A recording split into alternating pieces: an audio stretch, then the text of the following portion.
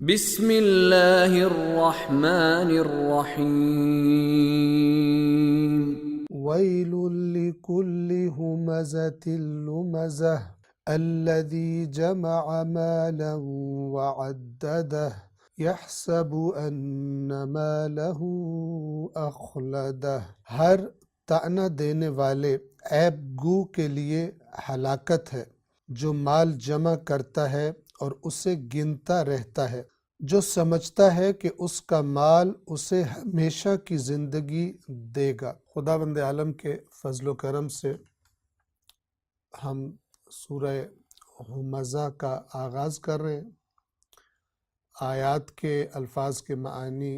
اور وضاحت کے بیان سے پہلے ایک مختصر سا تعارف اس سورہ مبارکہ کا توجہ فرمائیں۔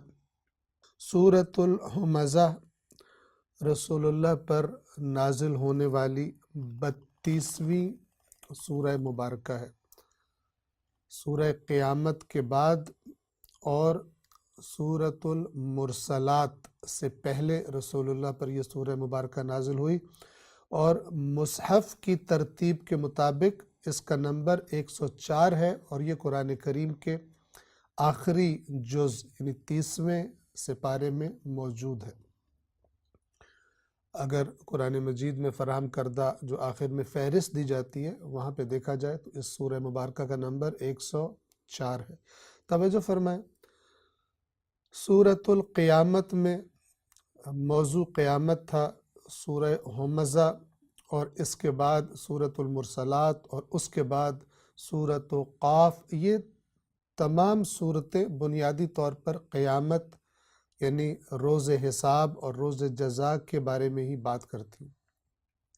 سورہ قیامت میں قیامت کو جھٹلانے کا سبب بیان کیا گیا کہ انسان اپنی مرضی کرنا چاہتا ہے، اور پھر قیامت کے آنے پر تاکید کرتے ہوئے یہ بتایا گیا کہ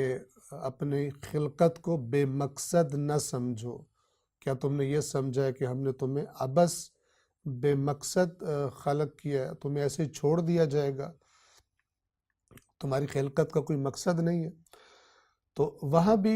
قیامت کے انکار کا ایک سبب بیان کیا تھا، اور وہ یہ کہ انسان اپنی مرضی کرنا چاہتا ہے، اپنی خواہشات پوری کرنا چاہتا ہے، اور کیونکہ قیامت کا تصور رکاوٹ بنتا ہے لہذا قیامت کو جھٹلانے کے درپے ہو جاتا ہے۔ اس سورہ مبارکہ میں یعنی سورۃ الہمزہ میں بھی اللہ تبارک و تعالی نے ایک سبب بیان کیا جو انسان کو قیامت کے جھٹلانے پر اور قیامت کے انکار پر آمادہ کرتا ہے، اور وہ ہے مال کی محبت، مال جمع کرنا، مال کو گن گن کر خوش ہونا، اور پھر مالدار کے اندر پیدا ہونے والی ایک اور بیماری اور مرض کی طرف اشارہ کیا کہ وہ اپنے آپ کو بڑا کامل سمجھتا ہے کہ کیونکہ میرے پاس مال ہے لہٰذا میری باتیں بھی ساری ٹھیک ہوتی ہیں، میرے ہی نظریات ٹھیک ہیں، میری ہی باتوں میں وزن ہے۔ تو اس تصور کے ساتھ اور اس خصلت کے ساتھ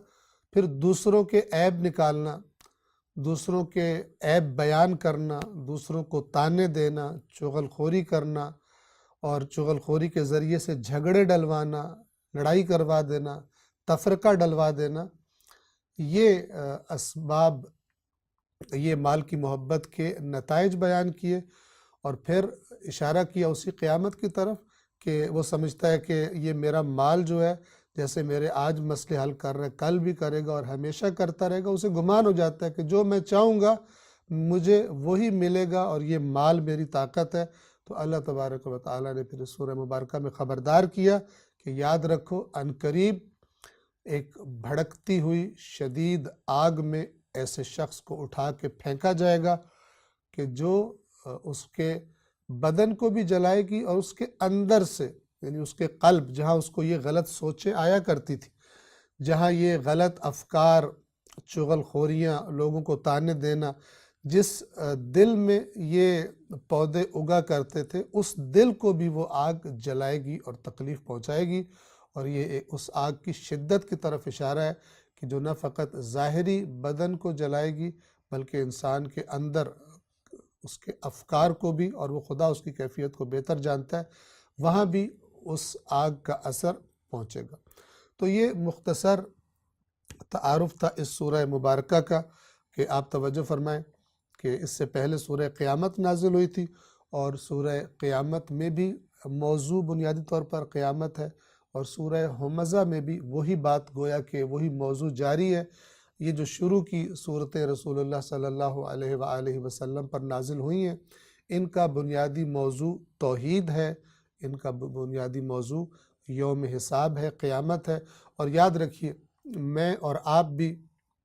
اگر اپنے دین کی اصلاح چاہتے ہیں تو بنیادی طور پر توحید، پروردگار عالم کی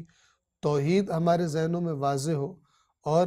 وہ تمام چیزیں کہ جو انسان کے افکار کو شرک آلود کرتی ہیں اور توحید کی بنیادوں کو کمزور کرتی ہیں، اللہ کے علاوہ کسی اور کو کسی بھی جہت سے خدا کے برابر قرار دینا، خدا کی صفات جو ہیں،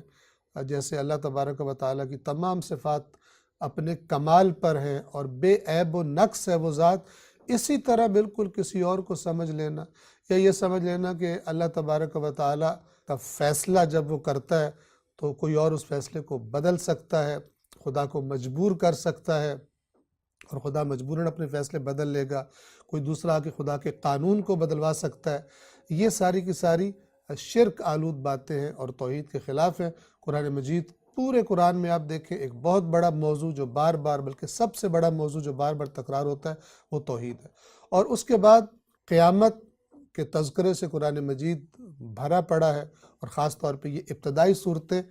قیامت کا بار بار تذکرہ کرتی ہیں، قیامت کے مناظر بیان کرتی ہیں، اور کون لوگ جہنم میں جائیں گے، کون لوگ جنت میں جائیں گے، اس کو بیان کرتی ہیں، تاکہ یہ توحید اور معاد یہ بنیادی ترین چیزیں ہیں کہ جس پر اسلام کی عمارت استوار ہوتی ہے، اور اسی طرح رسول اللہ کی رسالت، یہ اہم موضوعات ان ابتدائی صورتوں میں بیان کیے گئے۔ انشاءاللہ پہلی جو آیت ہے اس کے معانی ہم آئندہ درس سے بیان کرنا شروع کریں گے۔ والسلام علیکم ورحمۃ اللہ وبرکاتہ۔